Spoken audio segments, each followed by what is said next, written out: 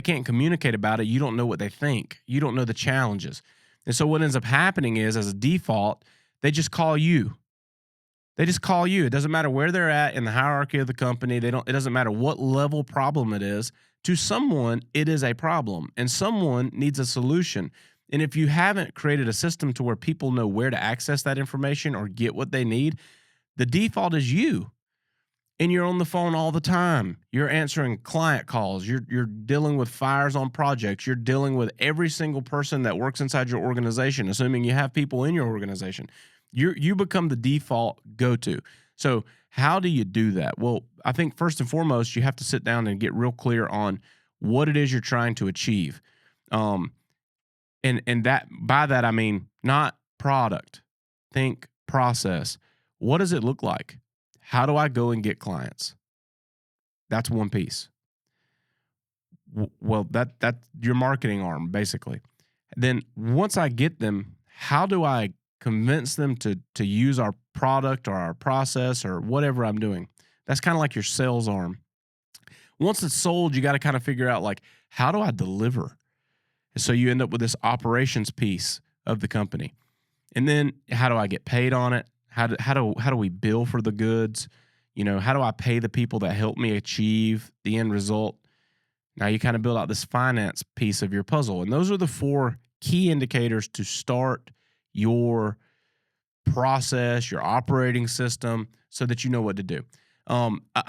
Here's the thing: is a lot of people are going to try to sell you on a particular piece of software or a particular platform. And here's what I would tell you: the person selling you either works for that company, or they found out that works really well for them. It does not automatically mean it's going to work really well for you. So I think the most important thing that you could do is sit down and get really clear on what it looks like. What is this process for getting new clients? What is the process for converting those into actual clients, right? That want the service that I'm offering. How do I deliver, and how do I get paid, and how do I pay those people?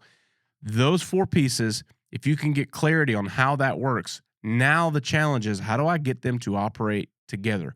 And then from there, you start building out some standard operating procedures. You also have to start building out some kind of hierarchy of who's in control of what. Because if you don't relinquish control of certain things, then again, the default becomes you. It becomes you. So all of this is how you unpack the stress and anxiety that you face without a system. It starts with clear concepts of how we actually operate in this capacity. And when you start doing this, what you're going to find out is you might be the one that's doing all these things, or you may have teams of people, but you're heavily involved in all these things. And you're gonna see that. And when you start putting it on paper, it's going to become increasingly, glaringly obvious that you're involved in too many things. That your system currently is set to default mode, right? If I don't know, ask TJ. And that is an absolute destroyer of growth, opportunity, scale, everything, because you're only one person and you can only do so much. And what you'll find out is, if you're a really driven entrepreneur and you're running your business this way, the other things in your life, the other relationships that you have, right? Your spouse, your children, friends, family, whatever it is, you don't even have time for them anymore. You don't have time for it because you as an entrepreneur, you get so driven, you get so obsessed with what's possible that you go all in on that. And you're doing it most likely from a motivation of creating a better scenario for those people that are important to you in your life, and then you forsake them completely to go do it. That for me would be the fundamentals of it inside of a business. But you got to go a little deeper than that. You got to get really clear on who you are and how you operate as a human before you can really delve into that. You could read a good book. You could go pick up a great book on how to build out a system. You could, follow EOS. It works really well. You could follow Empire. There's a billion different ways to do it. And you could subscribe to one and you could fill in all the boxes.